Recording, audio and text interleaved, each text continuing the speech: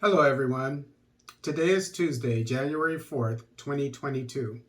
Somalia in fresh tiff with UN AMISOM over airport terminal. This article is taken from the East African. A row is brewing between Somalia and two peace missions over a decision to close a special airport facility used by the two organizations. The row pits Somalia against the United Nations Assistance Mission, UNSOM, and the African Union Mission in Somalia, AMISOM. The terminal, known as MOVCON, had been set up at the Aden Ade International Airport to facilitate the clearance and movement of forces and diplomats working for the two organizations. But Somalia on December 21st abruptly closed it and ordered everyone to use the main airport terminal. Now, the two missions argue that the terminal was set up by the UN, meaning that it was immune from any operational interruptions, including shutting it or forcibly deploying local staff to it. Excuse me. A note from the Somalia Ministry on Foreign Affairs and International Cooperation said there had been countless violations and breaches to immigration protocol at MOVCON in recent months, including a reported harassment of Somali airport staff. After the terminal was closed, both UNSOM and AMISOM said publicly they would abide by Somalia's decision. We take seriously any concerns that the federal government may raise about UN operations at any time and regret that this instruction to close was issued abruptly and with minimal prior consultation, UNSOM said in a statement. We further regret that the closure was apparently prompted by allegations that have yet to be presented to the United Nations in detail to permit an inquiry. Further discussions on this matter are scheduled with federal government officials in the coming days. Last Thursday, however, both organizations formally protested the decision to the federal government, arguing the closed terminal now endangers soldiers and diplomats who move through the airport carrying equipment such as weapons. In a diplomatic letter known as Note Verbal, seen by the nation, they called on Somalia to immediately resume the terminal operations in order to ensure our continued partnership for the smooth implementation of mandates of our organizations.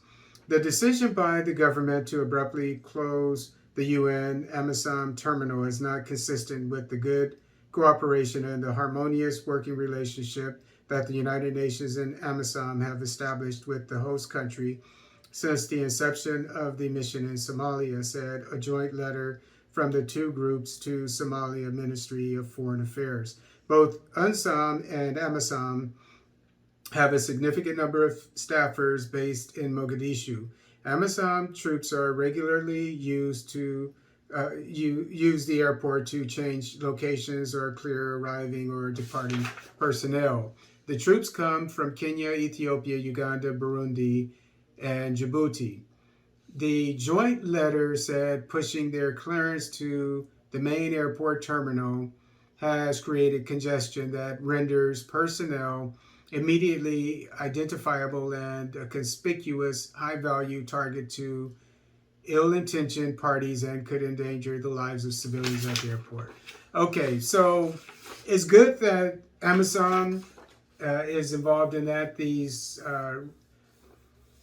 troops from that same area, general area, that is good. The UN being there, I don't like, because anytime you have foreigners in your country, and when I say foreigners, I'm not talking about other Africans, especially from the West or even China or whatever, India, I don't care where they're from, Turkey, whatever. They have the potential to spy on you, to gather information on you. And if there is a future war, and there probably will be on the African continent, to try to scramble again to get different parts of of the continent, and unless Africa gets its security situation resolved very soon, then they have a leg up on African nations, like in Mali, like in Central African Republic, etc. Not in Nigeria, because Nigeria doesn't have foreign people in its country. But the UN is there to feed people, etc. They're talking about famines and so forth. Africa has enough food to feed its own people. Africa needs to get together and take care of this. The UN shouldn't be there. And then, but more importantly, whatever the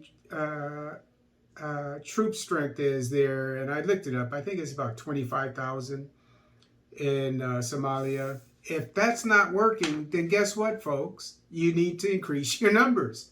Maybe it should be 100,000. I mean, go overboard. And Somalia, more than anything, I don't hear any talk about Somali's military growing to 200, 300,000. It's a fairly large country with a very large security insurgency problem. Al-Shabaab, everybody knows about it. So Somalia should have one of the largest militaries on the continent. And so this is what they should be doing instead of him-hawing and, they've been there for decades with this problem. It's since 1999, the UN. So it's time to fix this. And the only fix is intelligence. And if the West is really serious, export or donate material, which is military equipment and so forth, planes, drones, etc. If they're really serious, not the UN to feed people and just prolong, the agony. And if the West doesn't want to help with that, then the African nations need to come together and help out Somalia with these things that I mentioned that are necessary. But nothing takes the place of boots on the ground. They're going to need at least 100,000 troops there for an insurgency as strong as Al-Shabaab. So, not to beat a dead horse, more troops, intelligence, an offensive, seek and destroy. Just, whenever you hear of something, go and neutralize the threat and keep people there. Because if they strike one time, if they struck one time, then there's a likelihood that they'll strike again. So whenever you secure a place, leave troops there. I hope that the African nations' militaries understand this. And to do that, you need a large troop presence. Not to beat a dead horse.